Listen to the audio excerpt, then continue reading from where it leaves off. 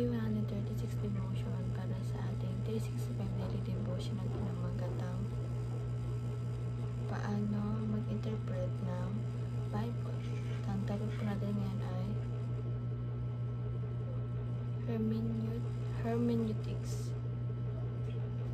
hermeneutics. Sabi po dito yung concept na hermeneutics is the study of the correct methods of interpreting texts, especially the Bible. Sound hermeneutics helps us read God's word faithfully, avoiding misinterpretation and error. It involves understanding the original context, grammar, history, and purpose of Scripture, so we can rightly apply it today. Good theology begins with good interpretation.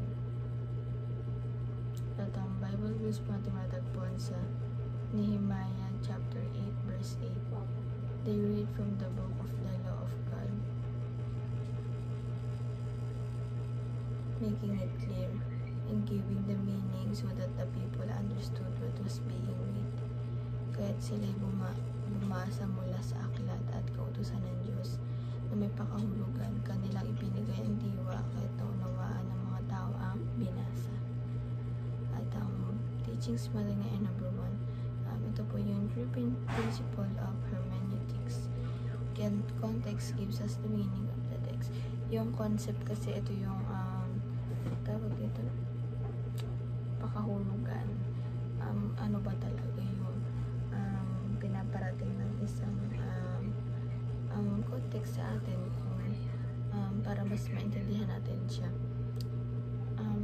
For example, yung Bible, hindi dapat, di ba, pag nababasa tayo, huwag naman pa isa-isa ng isang topic, isang verse, tapos na pwede maintindihan yung gusto iparating sa atin ng ating kung gano'n lang tayo magbasa, di ba?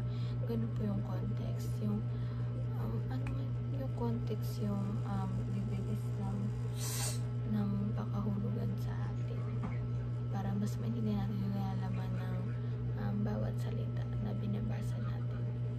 Number 2 po, Scripture interprets Scripture. Naman po, pag sa Scriptures, pinapaintindi din naman natin siya. Parang ini-interpret din yan yung from the word itself is Scripture. Number 3 po, Christ-centered focus. Ito po. Siyempre, diba, ang ating Panginoon may kapokusan. Parang naka-alignment talaga siya. Focus talaga siya, diba? Alam niya kung ano ang dapat gawin talaga. Naka-focus siya. At alam niya kung ano ang tamang gawin at sa hindi. And application naman po para natin ma-apply sa buhay. Trace back the situation and be author's intent. Ito po. Para lagi natin balikan natin yung mga napagdadaan natin na parang nilook back natin, diba? Yung mga sitwasyon na dinanas natin upang ma-recall din tayo at upang mas tumatag tayo at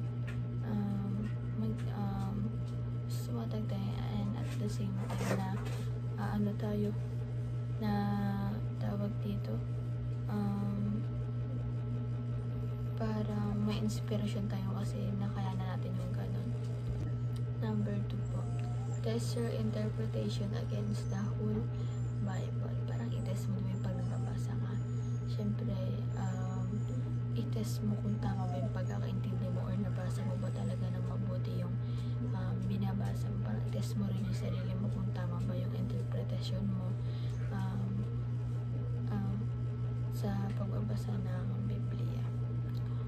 Kasi diba, minsan may word na malalalim, ganun. So, naiiba yung interpretation natin. Pero dapat kailangan talaga natin alam yun kasi willing tayo matuto at willing natin basahin yung salita ng ating Panginoon. And number 3, take one step closer to knowing God. Huwag po tayo magkakailan na mag-take ng one step closer puso para makilala ang ating Panginoon. Kailangan lagi tayong sabik na makilala ang ating Panginoon at sabik tayo na mas makilala pa siya. Dahil syempre hindi alam ko na alam ko sa sarili na hindi pa sapat yung pagkakakilala ko sa kanya. Talagang may hinahanap pa ako at hindi pa ako ganun talaga sa ating Panginoon. Pero syempre nasa progress ako and waiting ako na talagang fully known ko na talaga ang ating Panginoon. Syempre sino ba namang hindi gustong mas makilala pa ang ating Panginoon at kung ano ba talaga siya, kung paano siya mamuno, kung paano siya bilang isang